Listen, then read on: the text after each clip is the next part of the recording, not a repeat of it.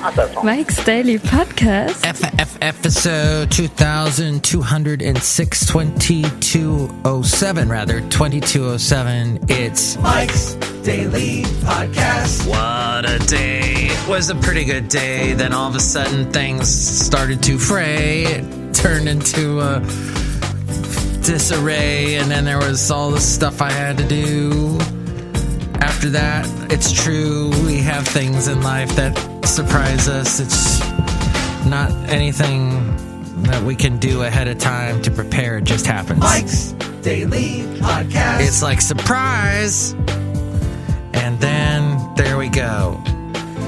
Hey, Mike's looking at your Daily Zoom calls. Podcast. Do you ever look at your Zoom calls with all the people you Zoom with? Let's say you have a huge team. This doesn't ever happen to me. But have you ever looked at your team and thought, oh, wow, this would make a very bizarre TV show. This is my team. And then you're kind of glad that nobody else sees it except for you and your team. And there's just some things. I actually was part of a Zoom call that involved a bunch of people that I don't know. And I thought, wow, I'm part of this group. And here we all are staring at our computer screens, staring at our cameras on our however way we're doing it. We've evolved into some interesting people, haven't we, in this world of vaccinations? Which, by the way, what happens when everyone finally gets vaccinated? When these companies that are supplying the vaccines, what do they do after everyone's vaccinated? They just kind of go, I mean, didn't they well, I guess they got some money in the deal and their stocks went up, but what happens afterwards, I don't know. I'm not a professional with the pharmacy world, the pharmacy industry, but... And here's today's podcast picture. Yes! It's another picture from the fascinating town known as Bolinas. The one that had the sign that said, "Let this virus be our teacher." You can see that picture at MikesDailyPodcast.com of the town of Bolinas, which you can't find because they try and put signs up that say, "Go this way to go to Bolinas," and the locals always tear the signs down because they want it to be a secret. Yes. Well, let's see. Basil never went to Bolinas, but here he is at Cafe Anyway with us anyway. Yes. I made something last night that he would have loved, and that was salmon. Salmon on the grill, over barbecue, over barbecue briquettes, I should say, charcoal briquettes, and cooking on a cedar plank. So delicious. He would go nuts when I'd make that. Oh, the late great Basil the Boxer. Did you know, this is a little side note I heard today, if a stock gets delisted, let's say if it was a stock from China, and Trump had a lot of them delisted, it still means you can trade it.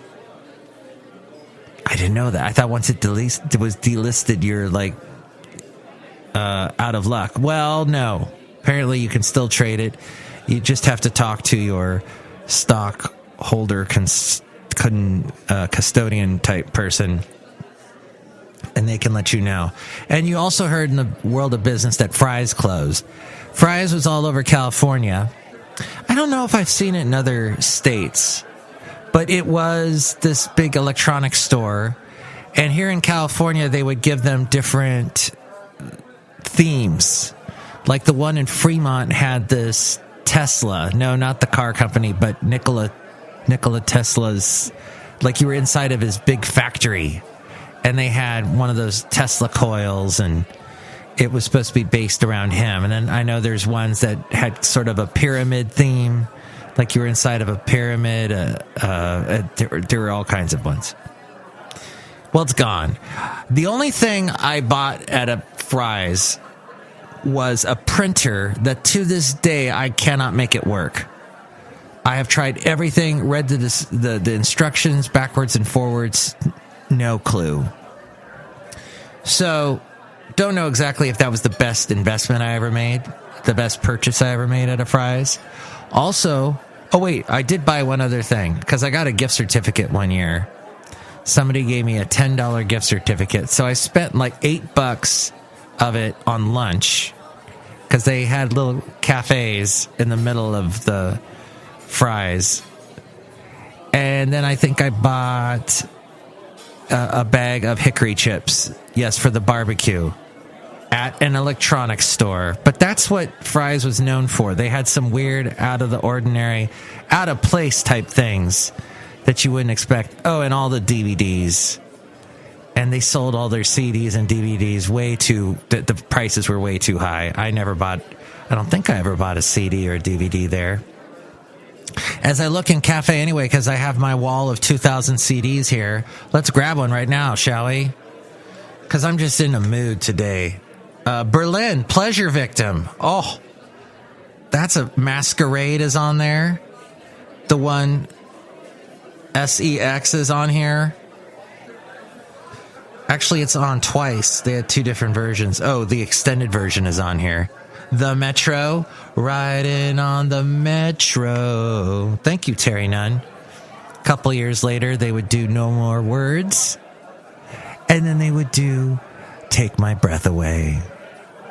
Ah, Berlin. So, memories of Fry's. Yes. Hey, let me ask you a question. If you had like an emergency happen, let's say your house was on fire and you needed to call 911, would you text them? Would you text the fire department and go, hey, can you call me back? It's an emergency. I don't understand. As we go outside a cafe anyway, where we bring you Mike's Daily Podcast somewhere in Podcastro Valley. Why? I get this all the time now. I'm a manager, and I get this text from people saying, it's an emergency, call me back. Why don't you call me? You've now wasted all this time with typing out the text, sending it to me having to read it, me having to call you. You've just added 50 steps to the whole thing. Just call me. That's what we used to do back in the old days when we had brains. But now our brains have turned to jello and this mush. And we're useless. We got to text all the time. I don't get it. Oh, my gosh. I just chopped off my hand in a horrible wood shop accident. I'm going to call... No, first I'll text. I'll text with my hand missing. I will text. Apologies to people that are missing a hand. And in fact, they're probably like, yeah, Mike, texting is stupid. All this we text too much. The phone is first and foremost a phone. Yes, it's a computer, but it is a phone first. It's called an iPhone. A phone. So use the phone part of it. Texting is a recent addition. We text too much. Oh my gosh. How do we live in a world where it is easier to text than to talk? I'm going blah, blah, blah. My hands are completely relaxing. In fact, I have them soaking in palm olive. Marge told me to do that. Or Madge. One of those. Please. We text too much as a society. We really do. And when emojis came along, first we had emoticons, then we had emojis, and then it was just like, what's going on? We've gotten out of hand. In fact, here's another thing, too. I'm on a roll. I'm on a rant roll today. It's not a Rick roll, it's a rant roll, because I'm never going to give you up. Never going to let you down. Okay, here's what happened. These emails that you get where they send you a quick question like, what happened with blah, blah, blah? And you write back a very detailed paragraph, maybe 2, maybe 3 paragraphs, very detailed explanation. And the person responds, okay, thanks. Or, but how? Or, some, like, they know, they write 3 words, you write 50. They write 1 word, you write 80.